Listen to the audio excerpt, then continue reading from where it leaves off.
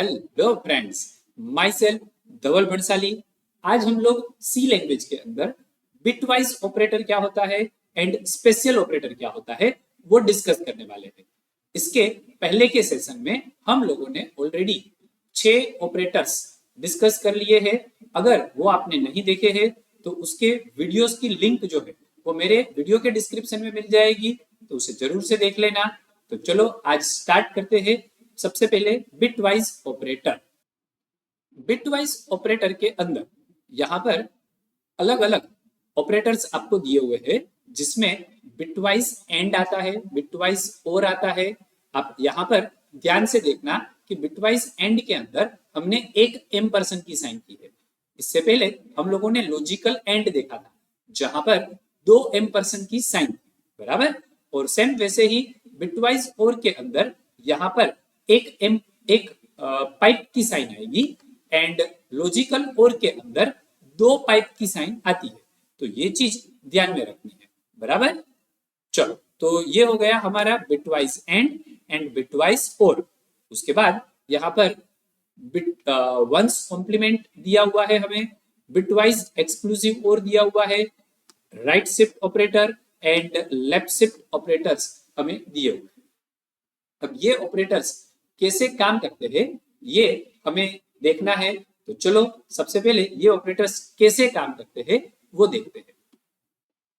सबसे पहले bitwise not.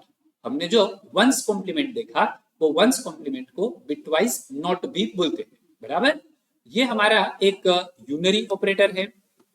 ये यूनरी ऑपरेटर के अंदर सबसे पहले यहाँ पर हमें दिया है a = 71। अब ये 71 जो है उसका यहाँ पर डेसिमल में से बाइनरी में कन्वर्जन किया हुआ है। अब आप लोगों को डेसिमल में से बाइनरी में कैसे कन्वर्जन करते हैं वो नहीं पता, तो मैंने उसका शॉर्ट ऑलरेडी बनाया हुआ है। तो आपको उसकी लिंक मेरे वीडियो के डिस्क्रिप्शन में मिल जाएगी, जरूर से देख लेना। एंड बाइनरी में से डेसिमल में कैसे कन्वर्ट करते हैं अगर ये भी नहीं पता तो आप उसका भी शॉर्ट देख सकते हो, उसकी भी लिंक मेरे वीडियो के डिस्क्रिप्शन में मिल जाएगी, बराबर। तो यहाँ पर सबसे पहले डेसिमल मुझे दिया हुआ है वैल्यू a = 71, उसका बाइनरी में कन्वर्जन किया है एंड अब मुझे उसको कन्वर्ट करना है बिटवाइज नोट के अंदर। तो बिटवाइज नोट में जहां पर 1 होता है वहां 0 कर दो एंड जहां 0 होता है वहां 1 कर दो। तो आपको समझ में आ जाएगा कि यहाँ पर 111 है तो उसका ऑपोजिट 000 कर दिया है यहाँ पर। एंड उसके बाद यहाँ पर 000 है तो उसका यहाँ पर 111 कर दिया है, बराबर। एंड उसके बाद यहाँ पर 1 है एंड उसके बाद 0 है, तो यहाँ पर आंसर क्या आ गया 0 एंड 1। तो समझ में आ जाएगा आपको कि यहाँ पर 0 की जगह 1 एंड 1 की जगह 0 कर दो तो बिटवाइज नोट में कन्वर्ट हो जाएगा। अब मुझे बिटवाइज एंड में कन्वर्ट करना है। बिटवाइज एंड में कन्वर्ट करने के लिए मुझे यहाँ पर 2 नंबर्स दिए गए हैं, 71 एंड b = 25। अब सबसे पहले वापस इसका भी बाइनरी में कन्वर्जन करना पड़ेगा एंड बाइनरी में कन्वर्ट करने के बाद अब मुझे यहाँ पर देखना है कि क्या दोनों में 1 लिखा हुआ है। अगर हाँ तो आउटपुट में 1 आएगा। अब आपको याद होगा कि 1 यानी सी लैंग्वेज के अंदर ट्रू होता है एंड 0 यानी फॉल्स होता है। अब दोनों में अगर ट्रू है तो आउटपुट क्या आएगा यहाँ पर ट्रू, एंड एक में ट्रू एंड एक में फॉल्स है तो आउटपुट यहाँ पर क्या आ जाएगा हमारा फॉल्स।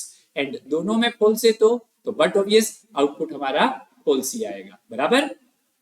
ओके, तो आपको बिटवाइज एंड समझ में आ गया होगा। सेम वैसे ही कुछ बिटवाइज और भी काम करेगा यहाँ पर। अब बिटवाइज और के अंदर दोनों कंडीशन में ट्रू दिया है तो ट्रू आंसर आएगा ही। अगर एक में ट्रू है एक में फॉल्स है तो भी यहाँ पर आउटपुट क्या आएगा मेरा ट्रू आएगा, बराबर।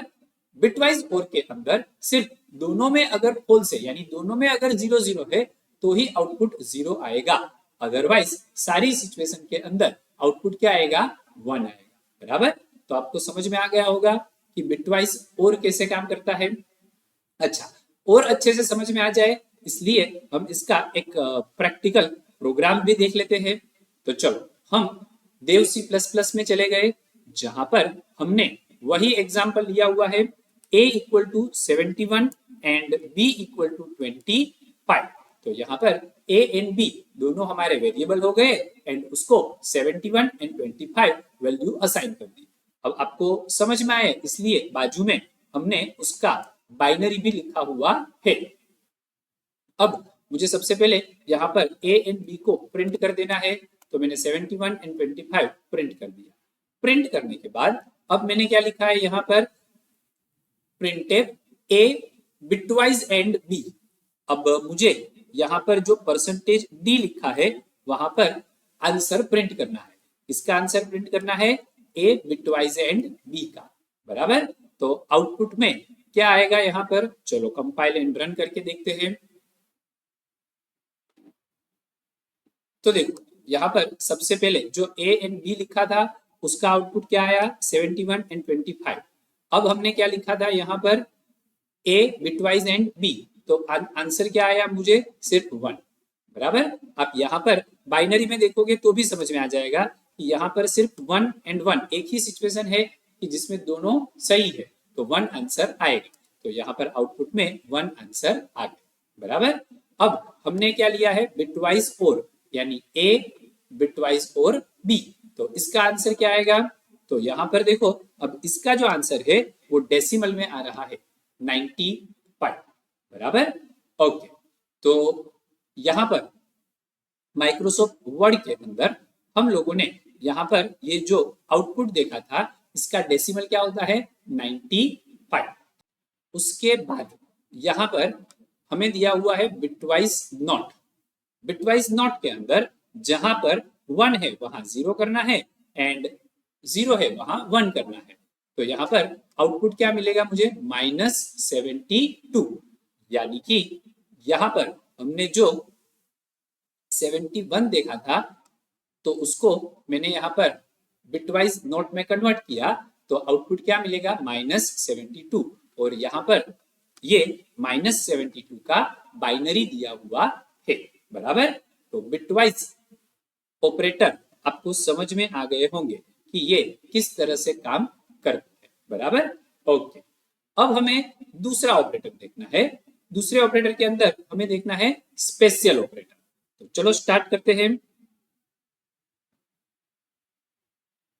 स्पेशल ऑपरेटर के अंदर हमें सबसे पहले यहाँ पर कोमा ऑपरेटर दिया है। ये तो हमने बहुत बार प्रोग्राम के अंदर यूज किया हुआ है।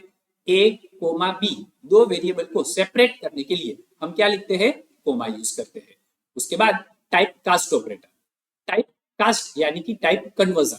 एक टाइप में से दूसरे टाइप में अगर कन्वर्जन करना हो तो हम यूज करेंगे टाइप कास्ट का। इसका भी वीडियो मैंने ऑलरेडी बनाया हुआ है, अगर आपको नहीं पता है तो उसकी लिंक भी मेरे वीडियो के डिस्क्रिप्शन में मिल जाएगी, तो जरूर से देख लेना। उसके बाद यहाँ पर रेफरेंस ऑपरेटर दिया हुआ है, पॉइंटर ऑपरेटर दिया हुआ है एंड डबल पॉइंटर ऑपरेटर दिया है। ये तीनों ऑपरेटर जब पॉइंटर चैप्टर हम डिस्कस करेंगे तो उस टाइम पे देखेंगे। एंड लास्ट में यहाँ पर साइज ऑफ ऑपरेटर दिया है।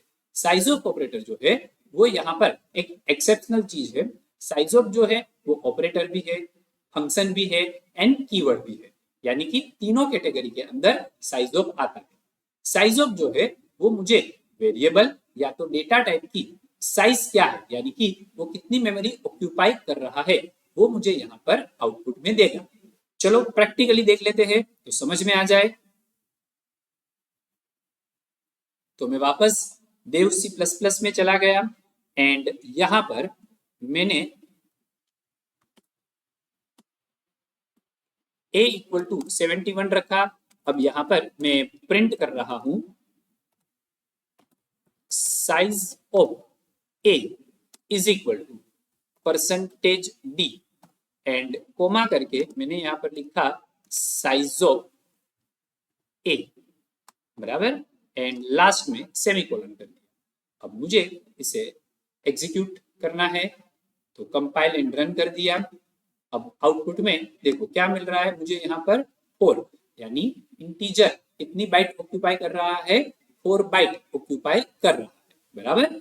अच्छा, अब आप सोच रहे होंगे कि मैंने तो a लिखा है, अगर इंटीजर लिखूं तो मैं यहाँ इंटीजर भी लिख सकता हूं। तो अब मैंने यहाँ पर कंपाइल एंड रन कर दिया वापस। तो भी मुझे आंसर क्या मिला 4। तो यहाँ पर इंटीजर भी कितने बाइट ऑक्यूपाई कर रहा है 4 बाइट बराबर। तो आप यहाँ पर वेरिएबल या डेटा टाइप कुछ भी ब्रैकेट में लिखकर वो कितने बाइट्स ऑक्यूपाई करता है वो चेक कर सकते हैं। ओके, तो आपको ये दोनों ऑपरेटर्स अच्छे से समझ में आ गए होंगे।